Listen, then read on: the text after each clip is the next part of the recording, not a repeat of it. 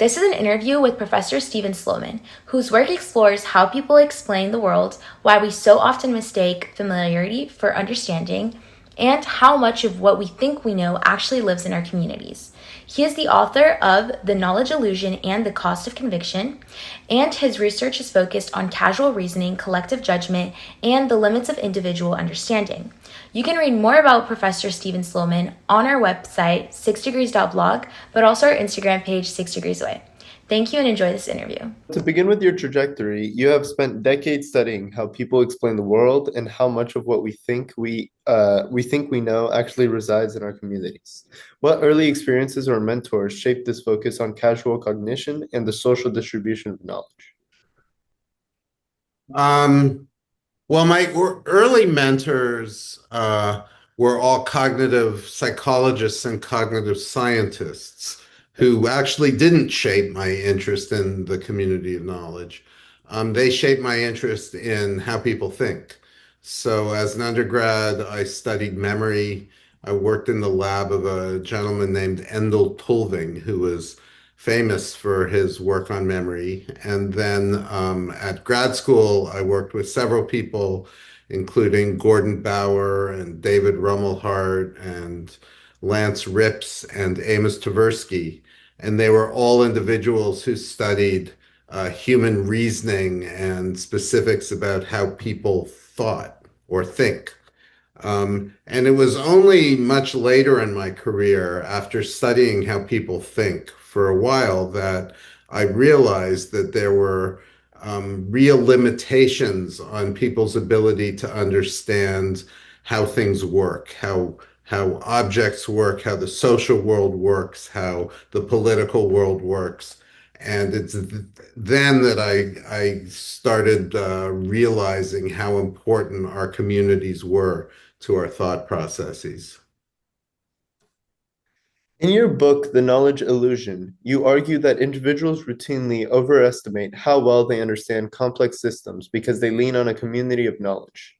Where does this communal reliance work brilliantly, and where does it fail? And how can people tell when to trust the community versus pause and verify on their own?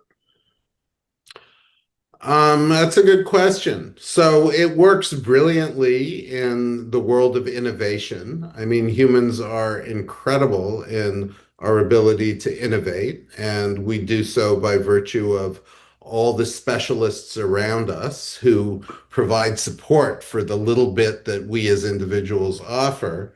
But as a result of this community operating cooperatively, we have gone to the moon and we've built iPhones and we have, home entertainment systems and things that would be completely unimaginable even 100 years ago, certainly 200 years ago.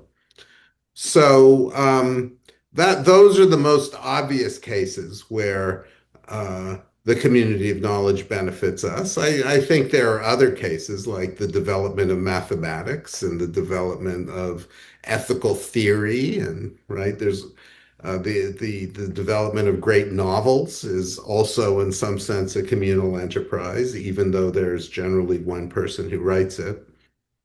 So all of cultural success is a product of the community of knowledge. Where does it lead us astray? Well, it leads us astray when theories develop that have no real basis, but nevertheless gain adherence. So conspiracy theorizing, um, those people who, live in one or another sort of fantasy, they generally do so by virtue of the people around them that provide a kind of support for their narrative. Um, Anyone who belongs to a religion that's not your own, people are going to believe are the, confused products of their social environments. Um, Football teams that use bad strategy but believe it's good, right? So, whenever a group's thinking is wrongheaded, doesn't meet the facts and makes it harder for them to achieve the most important goals, you could argue the community of knowledge is leading them astray. So could you give me an example of a domain where pause and verify is most underused? Where positive verifying No, is most. pause and verify. Oh. Yeah, So, like to what do you mean stop. by positive verify? You mean like you're talking about reflectiveness and what it is that the cognitive reflection test is measuring? It's following up on my last question about how people can tell when to trust when the community to trust what their community is telling them, the knowledge from their community, and versus where when they should stop for a moment and see for themselves if it is true. And I'm asking Got it. yeah. So like, what's a Okay. specific example? Thank you. Got it. Sorry. Hmm. Yeah, so that's an excellent question, actually. Um, so if you're talking about um, if you're in a situation in which you are the sole problem solver or the sole decision maker, and you can't rely on other people, then it's up to you to make the right decision as best you possibly can. And as long as you have time, then it's worthwhile to take the time in order to check that your decision is a good one.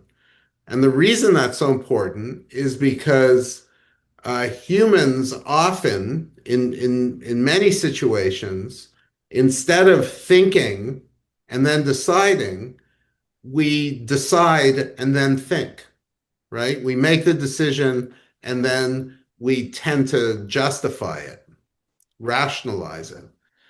And if that rationalization process is instead a verification process to see whether the decision we made is a good one, then we'll make better decisions.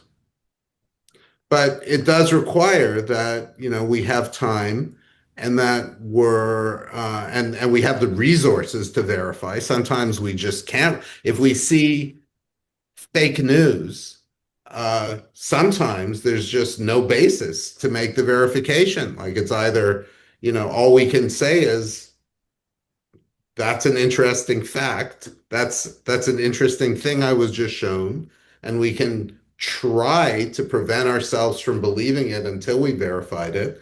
But if we don't have any resources at our disposal to see if it's true, then we're kind of stuck. And in conversation, we're in that situation all the time, right? Um, Although even then, sometimes we have the advantage of being able to like Google something to see if it's true. And when we're on social media and someone makes a claim, then it's often worthwhile to double check it. Your work on causal models shows that people often confuse description with explanation. What are the most common ways everyday causal reasoning goes wrong? And what kinds of prompts or tasks help people build more accurate causal stories rather than lists of features? Um, so the most common way for causal reasoning to go wrong is for people to fill in details that they can't remember, right?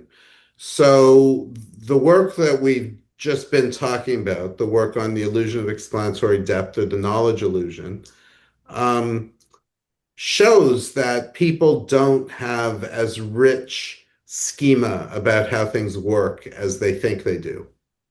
And in general, we're in that situation. So if our toaster breaks, very few of us have enough knowledge about toasters to know what's wrong.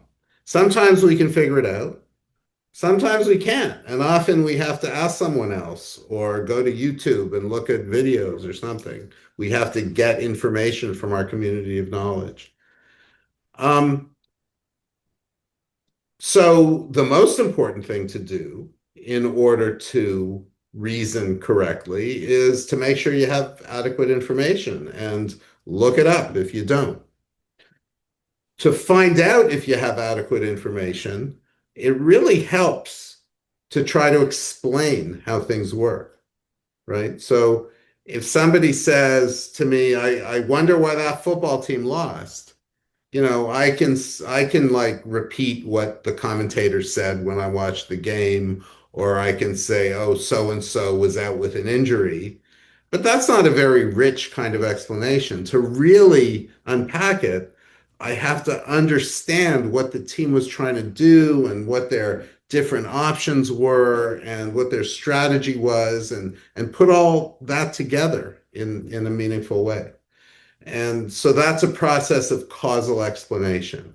And once we engage in that, not only do we learn by figuring out how things are working, but we also discover how much we don't know. And good causal reasoning is a, as much a product of knowing what we do know as it is a product of knowing how much we don't know. There's a second answer to your question about what the basic problems of causal reasoning are, which is we tend to get stuck in a single mode of thinking. So if we're wondering like why so and so won the last election, we love single factor explanations. We love to focus on single pathways and neglect alternative pathways. Any complex phenomenon, any complex event in the world has multiple causes. And yet we tend to focus on one. Like, I can't tell you how many people have told me their theory of why Trump won the last election. And for some people, it's, because of the opiate crisis in the Rust Belt. And for other people, it's because of um, outsourcing manufacturing. And for other people, it's because of disenchantment with the Democrat. So everybody has a reason, but they tend to only have one reason. And I would put all my life savings on down on the hypothesis that there are many reasons that he won. And he didn't win by very much either, right? So, what do you suggest people, normal civilians, do to, or maybe teach in classrooms from now on to incentivize deeper thinking rather than accepting just a one sentence explanation for complex events? Would you implement something different in classrooms? Yeah, I mean, classrooms are interesting places, right? Like, I actually think classrooms have more limited value than most people do. I think classrooms are great places to learn about theories and frameworks for thinking. Like the classroom's the best place to learn calculus, certainly the best place to learn arithmetic, maybe the best place to learn about, the narrative structure in 19th century novels or something. Um, when it comes to critical thinking, when it comes to getting people to make better decisions, at the moment in which those decisions are being made, then I think the best thing is to create an environment in which you have the right information and the right nudges at that point, at the point at which the decision is being made, as opposed to the classroom. So, look, in the classroom, you can tell people that we tend to focus on single factors. And complex events generally have complex causes, and you can give examples and show them how often they would be more correct if they appealed to the complexity of the causal world. Um, but it would be even better if you could do that when they're actually making decisions or when they're actually drawing inferences about what it is that's going on in the world. Uh, what we have to do, and this is, wrapped up with the fact that I think thought is a communal endeavor, is change the nature of discourse. We have to make it natural to respond to someone by saying, what else do you think might be going on? Or what makes that cause possible, right? What did that cause have to interact with in order for this, important result to have occurred? Right? What else had to happen besides the opiate crisis in the Rust Belt in order for Trump to get elected? So you have emphasized that reasoning is collaborative. What interventions show the most promise for improving collective judgment in practice, such as structured disagreement, calibration training, or requiring mechanism explanations before sharing content? Yeah, it's a nice question, but I don't think it has an answer in the sense that I think there are different answers and for different problems. There are different answers in different environments. Sometimes getting one person to explain to another is the best thing to do. Sometimes increasing the empathy of members of a conversation, sometimes teaching conversational skills so that people are more receptive, right? I mean, the world is complex and different things have to happen at different times.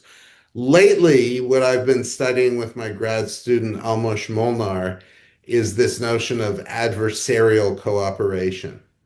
So the idea there is you have to have a diversity of viewpoints within the collaborative group in order for the group to succeed.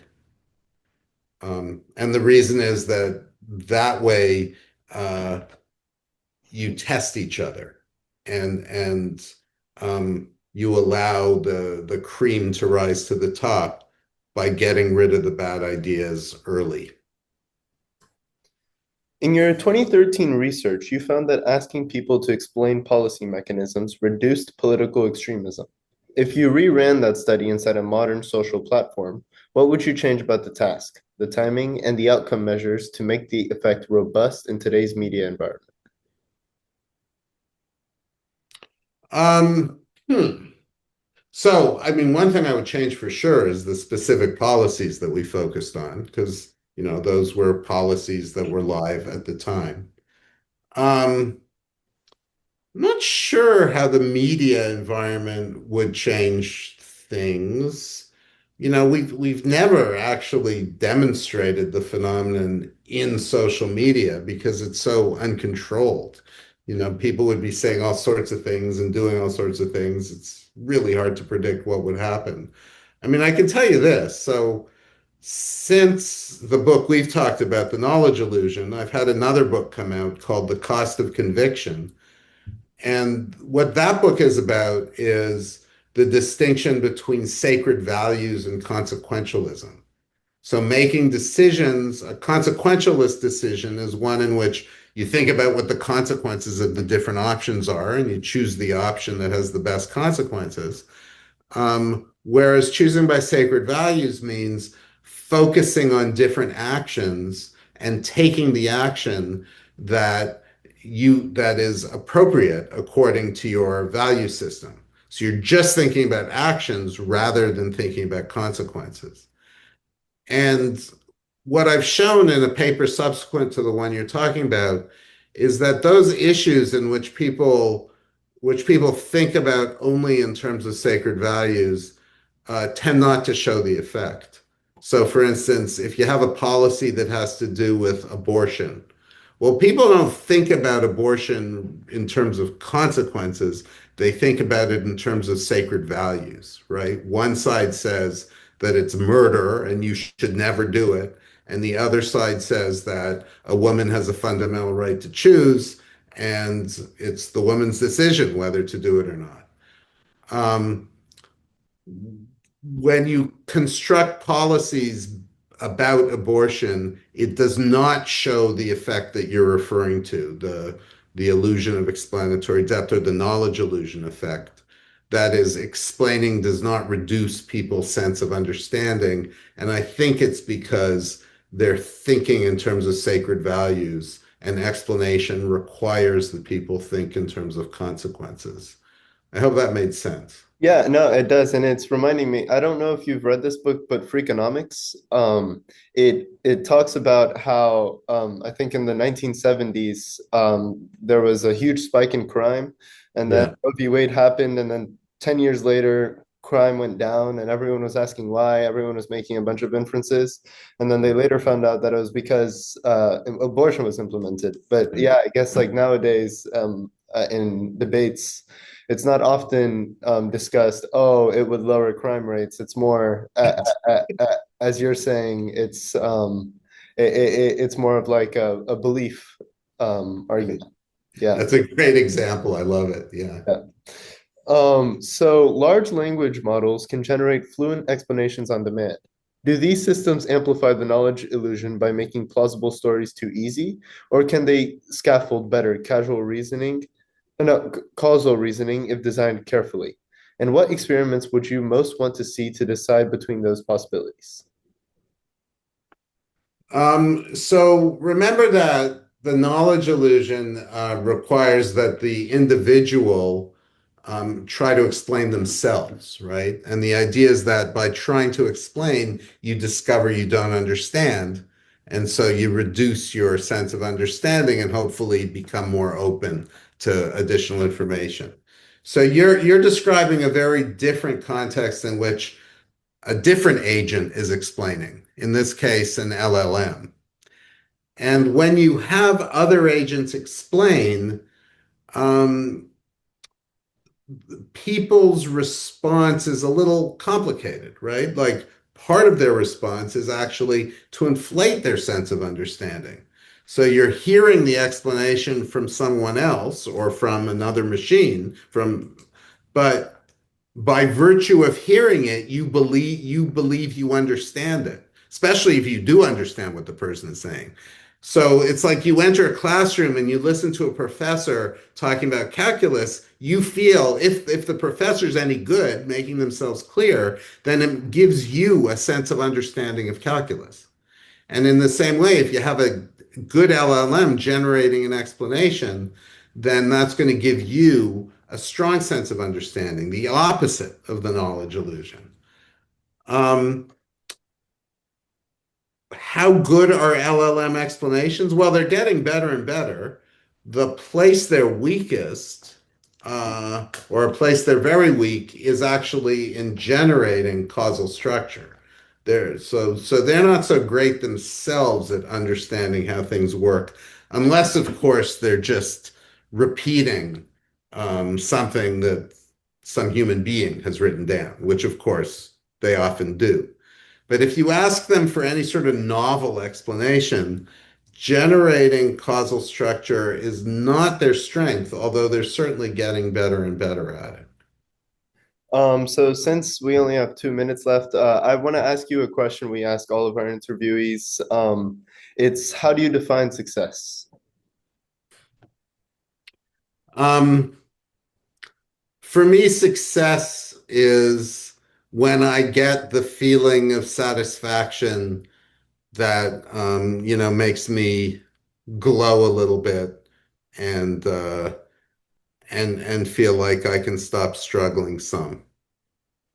So success might occur because I see a student or a child do something great, or I hear a really funny joke, or I accomplish something that I wanted to accomplish.